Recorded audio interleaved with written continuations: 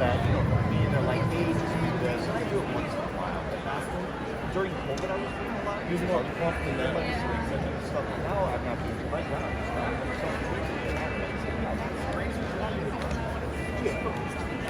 Yeah. I gotta get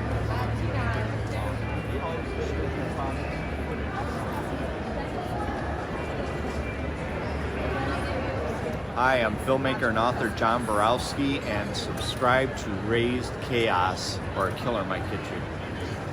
And welcome back, everybody. My name is Raze Chaos. You've made it back to my channel, and we've got a weird one for you. I certainly hope so. 200,000. We've got such a weird one for you. This is a pop that, quite frankly, never really even thought it ever could or should, honestly. If Raze was sitting down, like, in the brainstorming room on who to make a pop of, Raze would never have gone near this guy. Oh, I can't take it when you wiggle that weapon. It never would have come up. It's Farmer Vincent, or Vincent Smith from Motel Hell.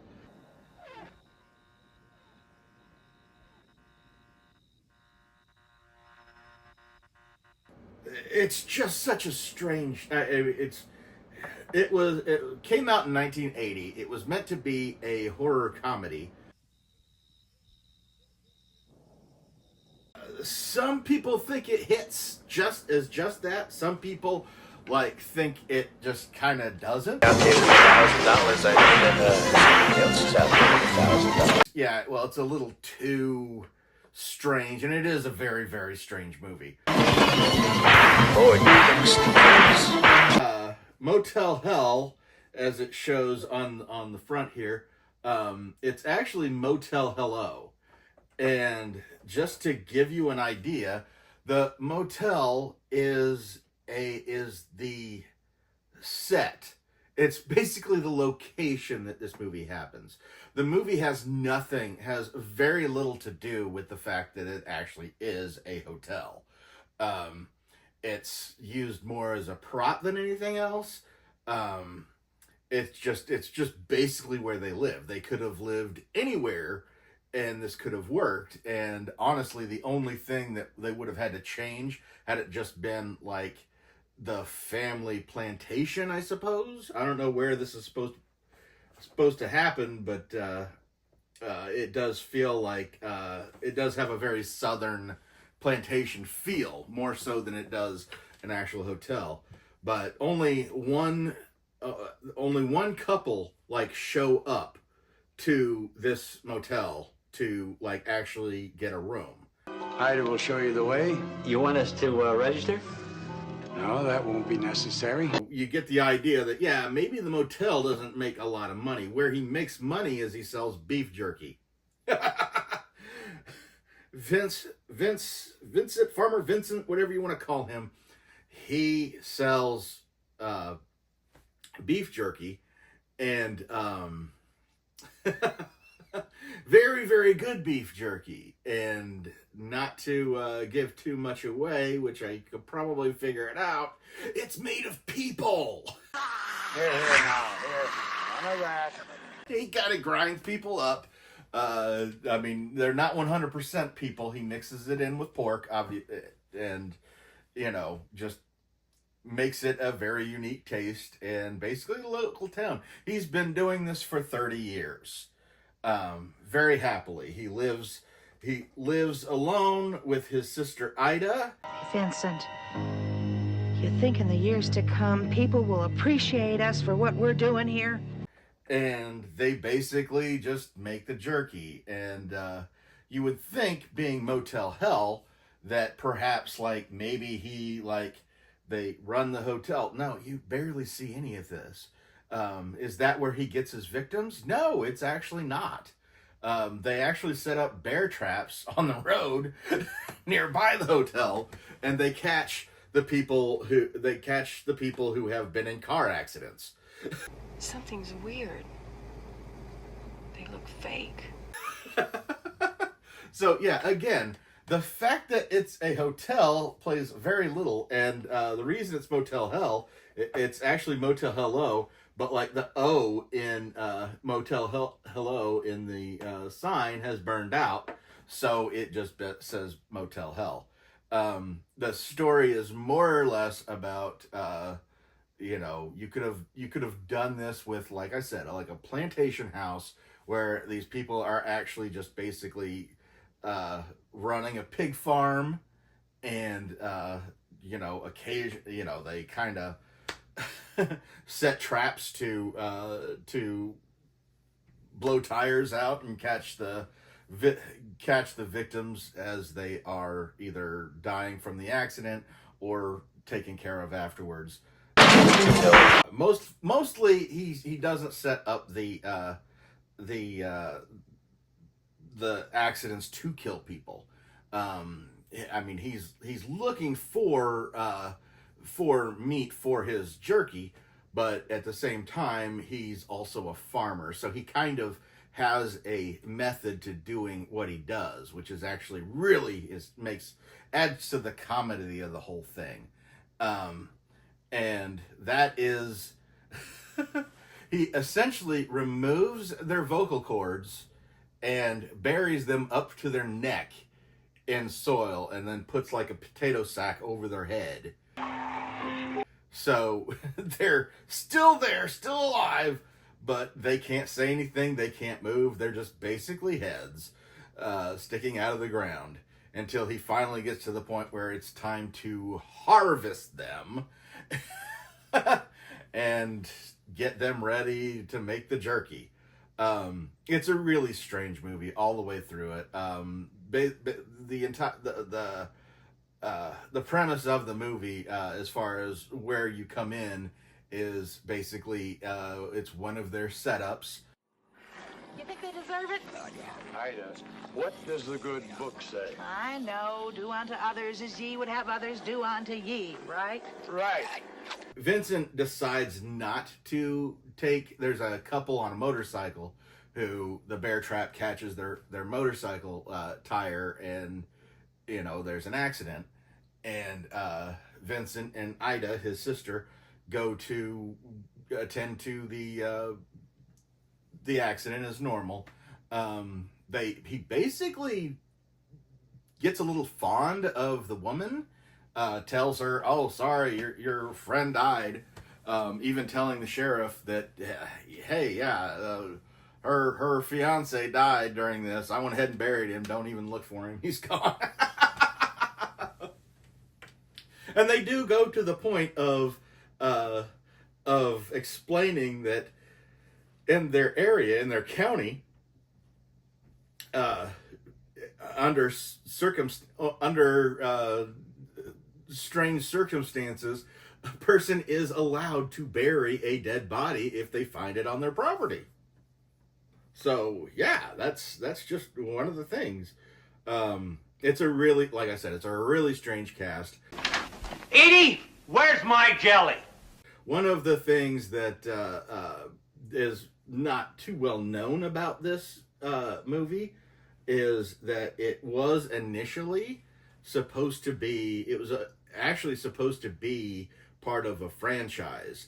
It came out in 1980, and they wanted to harken back. They had got Rory Calhoun, who plays Farmer Vincent, who, I mean, he was basically a star from the time he started into show business. I mean, he started in like the mid 40s, and he was basically very prominent in the 50s, 60s, 70s. He was everywhere, even into the 80s. He didn't stop until like the early 90s. He was always in something, be it a movie, a TV spot. Obviously, the movies that he did in the 50s is where he really made his money. But, he was able to continue working all the way up. I'm not sure. And I do believe he retired. He didn't pass on. I mean, he has passed since, but he retired. He enjoyed a decent retirement after he decided to hang it up. But one of the jokes is that they had this actor who was bigger in the 50s, and this was 1980, so they wanted to do a callback. And initially, Motel Hell was actually going to be called Psycho: The Next Generation. And his last name, it was going to actually be Vincent Bates, and it was going to be the Bates Motel. I suppose they kind of ran into trouble trying to figure out how there was another Bates at this point, because, you know, this is before Psycho 2 even came out. So there was just Norman, and he got put away, you know, way back when with the first movie. So yeah, it's just like, where did the other Bates come from? So they kind of decided, nah, let's just make this its own thing. And all the better for it, because, you know, as ridiculous as this movie is trying to tie it to the Psycho franchise would have been, well, that would have started the Psycho franchise, because up until then it was just a movie. So thank goodness for small miracles. But I'm going to go ahead and put this guy away, and I'm going to talk to you a little bit about some of the people that were in this movie, because this has actually got, they had a couple names in here, though they didn't know it at the time. All we have to do is give to be happy. So who else was in Motel Hell, aside from, you know, Rory Calhoun, the star of the movie and everything? Well, his sister, who I've already mentioned a couple times, was actually played by Nancy Parsons. And people from the 80s and fans of 80s movies is going to absolutely recognize that name, because she had her career defining, I mean, she had a very long career. I'm not sure if she still does anything or if she has retired at this point, but she did have a long career where she was always working for a long time. But it was the early 80s. It was the 80s, like right after this, where she really, really kind of became almost a household name. And that name was Ballbreaker. That tallywhacker had a mole on it. She was the gym teacher in the Porky's movies, and you look up some of the funnier scenes from the Porky's movies. I know that those haven't aged at all in any good, but if you're looking for 80s schlock, like, that is the granddaddy of 80s schlock. I mean, being a kid in that movie, or being a kid in the 80s, Porky's was the movie that everybody talked about. That was the, oh my goodness, you want to see some racy stuff, you're going to see the Porky's movies. And she was a very prominent character in that movie. In those movies, she was in like several, because her character was one of the main antagonists that was always trying to stop the shenanigans. And her name wasn't Ballbreaker, but like that was the nickname that they had given her. And she played the heck out of that character, and she's excellent in this as well. But this is actually earlier, so if she did get any fame from Motel Hell, it was absolutely eclipsed by Porky's. And then on top of, you know, Little Miss Ballbreaker in here, you also had John Ratzenberger. And that guy has had quite a career. John Ratzenberger was in, most prominently, he was Cliff Clavin in Cheers for many years. Obviously, it was after this, because in this he plays the drummer of a band, and it's a very bit part. But he does the entire run of Cheers, playing Cliff Clavin, where all the characters had gotten a defining episode at the very least. but he was one of the prominent characters. He was one of the guys that, you know, if they had an episode that didn't have Cliff on it, you knew it. And he was very, very popular. Cliff Clavin being the postal worker that would come into the bar at Cheers, and he just always had tall tales. And he was one of those knew everything. He was like your fake little intellectual that had a little bit of knowledge about everything, and just, you know, well, it's a little known fact, and he would just kind of drop these things, you know, especially in a bar setting. He was kind of that guy in the bar that knew everything about everything, but all he ever did was hang out in bars. But he was so prominent, and Cheers went on for so long. I know that at one point he was actually helped do commercials for the U.S. Postal Service and some of the products they did because he was so prominent. But later in life, after Cheers was gone, he kind of went into voice acting, and to the younger generation, you're going to recognize him because in Monsters, he was the Yeti. He was the voice of, or in Monsters Inc., he was the Yeti. He does the voice of the Yeti. And in the Toy Story movies, he is one of the reoccurring characters. He plays Ham. He plays the pig. So, yeah, it's like, yeah, it's one of his early. This is one of his early little appearances, but like, you actually see him pop up in several things. I believe he plays an air traffic controller in Superman the Motion Picture. You know, the first Christopher Reeve movie. He's kind of in that for a second. But this was something that a lot of the stuff he did bit parts in early on in his career actually ended up being huge things. So, you know, it's really kind of cool getting a bit part in a movie that ends up becoming legendary, and then you have a little bit part in that, like from years ago, even though it was just like, yeah, I just basically said, hey, your landing gear is not down or something like that. You've lost an engine. And, you know, like 2 or 3 seconds of that, but you still get to claim it. But yeah, they're all in it. And, yeah, John Ratzenberger, he is one of the heads that has his vocal cord slashed. And, that's one of the things that's interesting is that, yeah, it is a factor that, yes, they have to have the vocal cord slashed, or else otherwise you'd be able to hear all these people, because there are a lot of people that they have captured. And then Farmer Vincent has like seasoning or whatever, getting them right for whatever. I mean, keeping their muscles like in a suspended state for an extended period of time while they're still alive before he, you know, turns them into beef jerky. But it's never really clear when you're watching the movie, like, you know, you see them in there when he buries them and everything, and, you know, eventually has to take them out. Like, they've got a scar on their neck. And it's just like, you know, from the time that they were abducted, from the time they were buried, there is no time for that to scar up.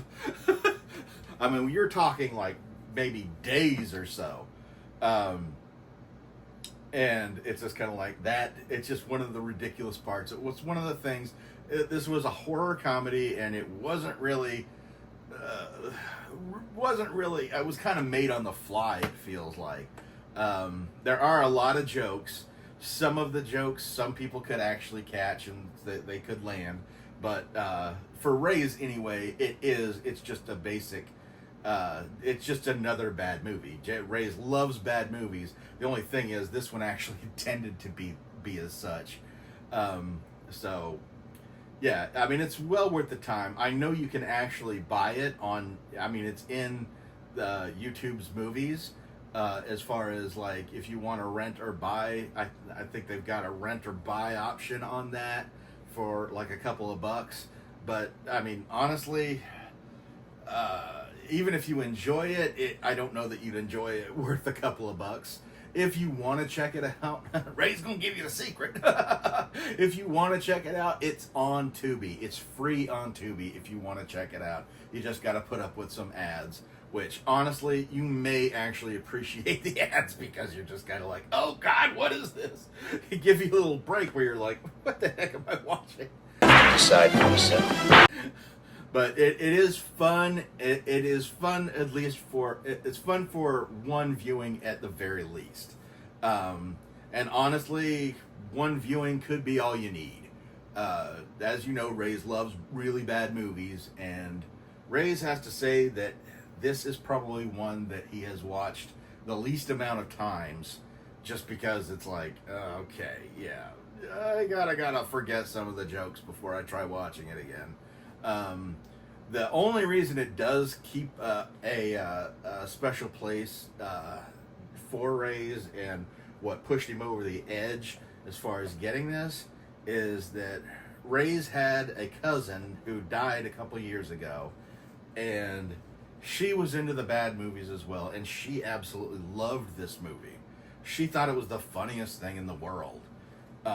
Even when I would just even when Raze kind of raise his eye, like, really, that is the one you're going to put up high? She was a very staunch supporter of it. And so that's part of the reason why I got this, because every time I even see the movie poster for Motel Hell, I can't help but think of her and how excited she was about this movie. She was like, oh, have you seen this? I'm like, yeah, I saw that. And she was like, wasn't it great? And I'm like, it had its moments. But yeah, just her love for that movie and how she would go on about it is really what lands it as something that Raze needed to collect.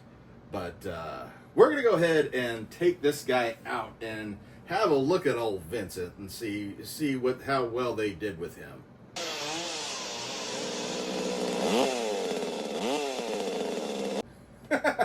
Another thing that's really confusing about this whole pop, of them doing this pop and everything, from some of the movie posters, not all of them, and not even the most famous one, but a lot of movie posters that you see for Motel Hell will have this image of Farmer Vincent with his bloody chainsaw and this big pig mask going on over his head.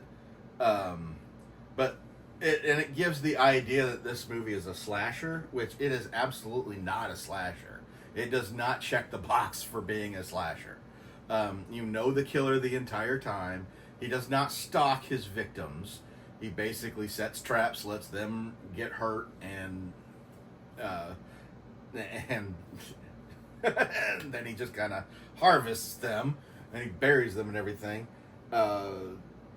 The only time he actually wears this in this movie is actually during the fight.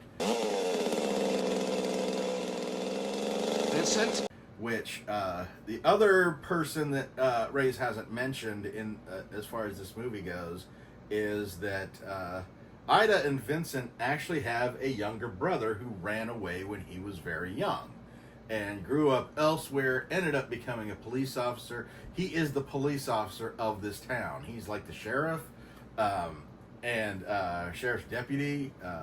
I think he's the sheriff, but he is the closest thing you have to a good guy in this movie. Honestly, watching this movie, every character is just kind of like, yeah, there really aren't any characters to root for here.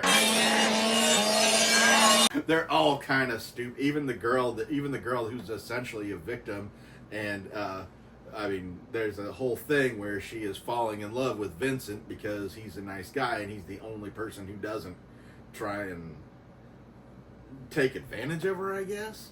Because Ida tries to kill her like a couple of times and still pretends like, oh, I'm sorry, that was an accident. Thank you. You look good enough to eat.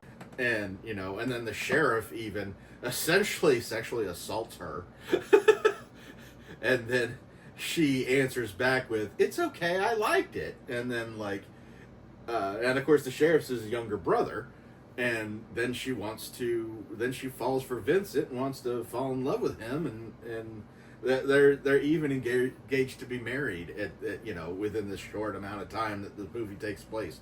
Doesn't make any sense. The thing is, the sheriff does get jealous of it, and he starts looking into the whole motel and the properties, and he starts finding stuff because, I mean, you consider these are the car accidents, and if Ida and Vincent can hide all the way up to even the car, which they have a wrecker, if they can make all of that disappear, then these are just missing people. So there's not even any bodies that have been turning up or anything because, they've been eating them. So he starts looking around, he starts finding the graveyard and everything, and realizes this is what he's got to do. On top of this is his older brother and sister. And at one point he even says, "Thank God I ran away as a kid." I mean, just the weird little, that's right, it's his brother.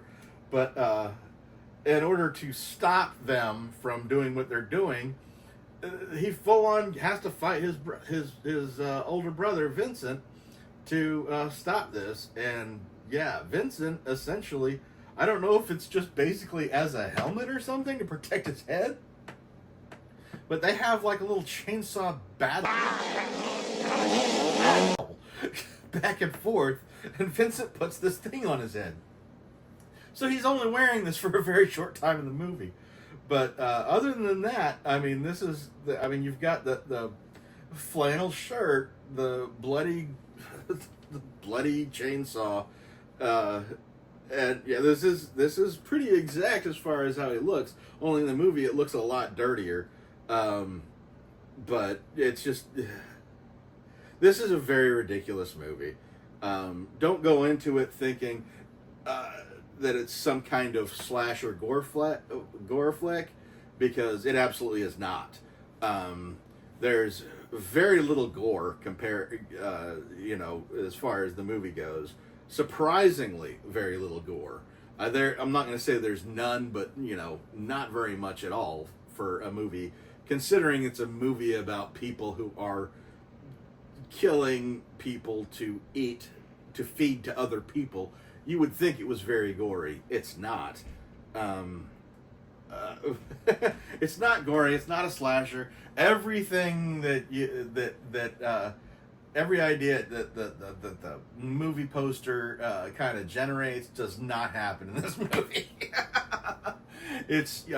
Honestly, you watch it and you're just kind of put into this weird atmosphere the entire time. It's very, very strange. It's unique. It's very unique. I will say that. It wouldn't have worked as a installment in the Psycho franchise. It's kind of best left to itself as to being its own little oddity. And that's pretty much what this pop is, its own little oddity. A little pighead guy with a freaking chainsaw. I don't even know how this would fit even into a horror collector's collection. Like I said, if I hadn't had that one cousin who passed on, who absolutely loved this movie, Raze probably wouldn't even have bothered with this. But there is a little tiny nostalgia beat going on there, and that's what led him into that. So here we are with this weird little character. It is funny. It's more or less, it was the only reason Raze could get it. Raze would like to call it an excuse, but it really wasn't, because it was just kind of like, yeah, I really should, just because this is going to remind me of somebody that Raze really cared about for a long time, for his life. She was a cousin.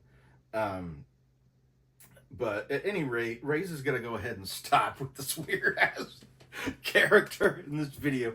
If you really want to get an idea as to just how out of pocket, out of strange, you're not going to find another movie like this. It's really, really strange. And Raze will say that it is worthy of at least one viewing if you're into schlocky, weird movies.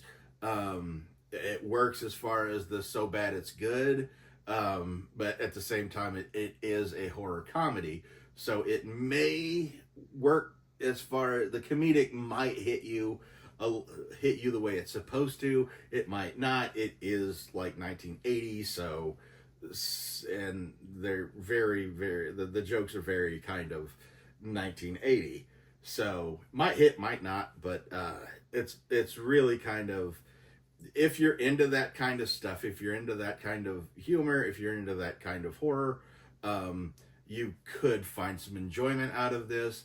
As far as how it holds up, I don't really know that it does, except for those of us who, you know, are really into that kind of movie.